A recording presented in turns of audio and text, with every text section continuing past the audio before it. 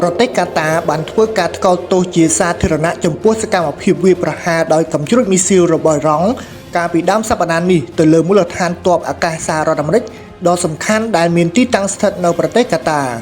អ្នកនាំពាក្យក្រសួងការបរទេសកាតាបានរិះគន់យ៉ាងខ្លាំងចំពោះការវាយប្រហារនេះព្រោះតែទង្វើនេះគឺជាការរំលោភបំពានយ៉ាងធ្ងន់ធ្ងរលើអធិបតេយ្យភាពរបស់ប្រទេសកាតាបំពានច្បាប់អន្តរជាតិនិងគំរាមកំហែងដល់ទំនាក់ទំនងសន្តិភាពនៅក្នុងតំបន់មន្ត្រីរូបនេះបានបញ្ជាក់ដែរថាកាតារក្សាសិទ្ធិក្នុងការឆ្លើយតបដោយគោរពតាមច្បាប់អន្តរជាតិប៉ុន្តែការសម្រេចចិត្តណាមួយត្រូវពិភាក្សាគ្នាយ៉ាងយកចិត្តទុកដាក់កម្រិតខ្ពស់ជាមុនសិន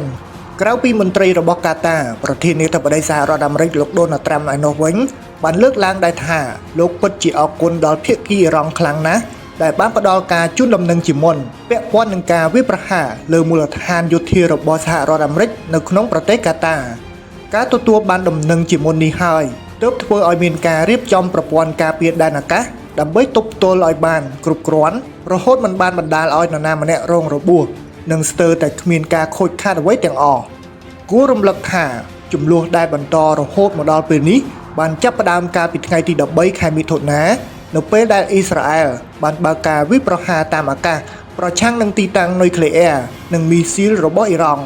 កាលពីចុងសប្តាហ៍មុនសហរដ្ឋអាមេរិកបានសម្រេចចូលរួមជាមួយអ៊ីស្រាអែលដោយបានបើកការវាយប្រហារលើទីតាំងរោងចក្រនុយក្លេអ៊ែរក្រោមដីសំខាន់ៗរបស់អ៊ីរ៉ង់រឿងរ៉ាវនេះហើយទើបនាំឲ្យអ៊ីរ៉ង់ឆ្លើយតបដោយវាយប្រហារតាមអាកាសលើទីតាំងមូលដ្ឋានទ័ពអាមេរិកនៅក្នុងប្រទេសកាតាដោយដែលអ៊ីរ៉ង់ធ្លាប់ព្រមាននាពេលកន្លងមកជុំវិញដំណឹងបច្ចុប្បន្នភាពចុងក្រោយដែលទីភ្នាក់ងារសារព័ត៌មាន Reuters បានដកស្រង់សម្ដីរបស់លោកត្រាំដែលបានប្រកាសថាអ៊ីរ៉ង់និងអ៊ីស្រាអែលបានព្រមព្រៀងគ្នាដើម្បីបញ្ចប់សង្គ្រាម12ថ្ងៃផ្ទុយទៅវិញអ៊ីរ៉ង់ឆ្លើយតបថាគ្មានការព្រមព្រៀងគ្នាជាផ្លូវការណាមួយនៅឡើយទេ